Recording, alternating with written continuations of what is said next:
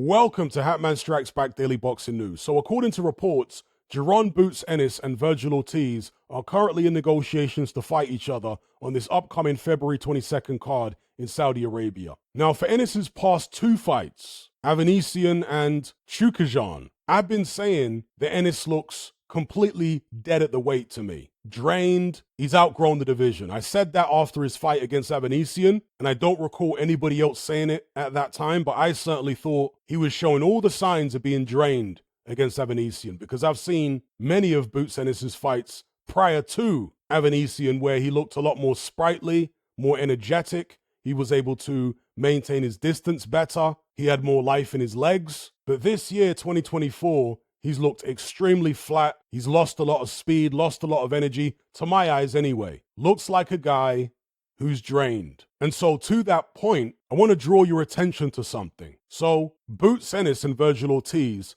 both turned pro in the exact same year, 2016. They're only a year apart in age.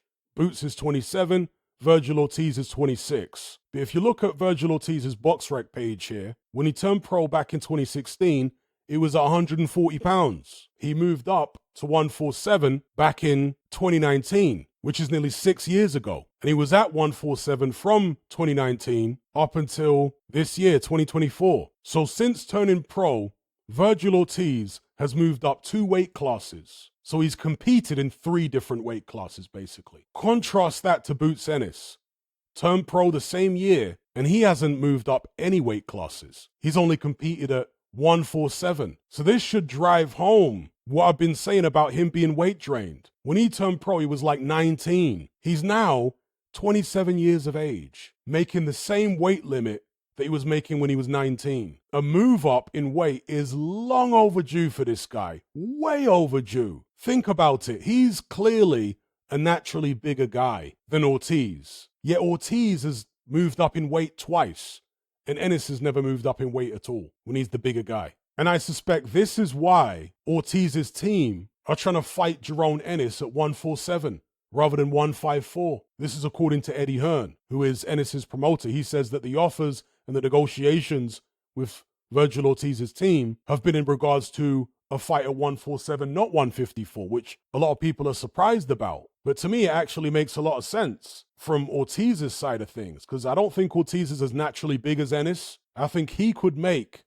147 more comfortably than Boots can. And I think he knows it. I think they know, or at least they think the same way that I think, in that they believe Ennis is dead at the weight. If I was Boots Ennis, and I said this after he beat Avanesian, I would give up the IBF world title at 147 and move up immediately. Even if he doesn't fight Ortiz at 154, even if it's somebody else, he can't compete at welterweight anymore. And if he sticks around at 147, he's going to lose to somebody that he really shouldn't be losing to. That's what's going to happen. It's actually quite absurd when you think about it, that he's stuck to this weight class for as long as he has. Turned pro at 19, and he's in the same weight class now at 27? I mean, if you're a heavyweight, that'd be okay, right? Because there's no weight limit at heavyweight. Or if he was a really small welterweight, it might be okay. But he's not. He's a massive welterweight. So no. Long overdue. He needs to move up. And if he's going to go ahead with this Ortiz fight, if he's got any sense, he'll make sure it's at 154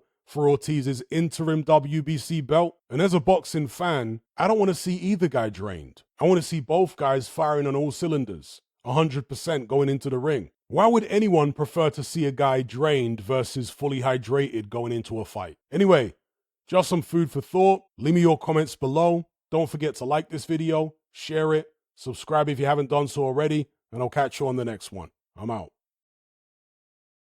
Are you surrounded by mindless bots in human form who adhere to the norm and blindly conform? Who swallow all the mainstream BS and actually ridicule you for questioning things? Do you wish you had more free-thinking individuals in your life to network and converse with? Well, look no further. We're right here. Come and join the Brotherhood of Reason on Patreon. You'll gain access to my weekly topical content where we take deep dives on an endless variety of subjects, as well as my vast back catalogue of podcasts, videos, interviews, movie decodings, and my Confessions of a Nightclub Bouncer series. You'll also get to talk and network with myself and hundreds of other people in our members chat. You can enjoy all this via the Patreon app or on desktop, and download all my podcasts in high-quality MP3. There's no contract, no commitment. You can cancel at any time, just like Netflix, but it's a hell of a lot cheaper. Just download the app from the Play Store or the App Store, or simply visit patreon.com on a web browser. Then head on over to my page and select the tier called the Brotherhood of Reason. All the links are in the description box below. And just a quick money-saving tip for Apple users. If you purchase your Patreon subscription on the desktop site or on Android, then you'll avoid the ridiculous 30% fee that Apple charges for purchases made on the iOS app. So if you're on iPhone or iPad, save yourself some money by buying your subscription on the actual Patreon website or on Android, because it's a lot cheaper. Once you've made that initial purchase, you can then use the Patreon app on your iPhone or iPad thereafter to access and enjoy your content as normal.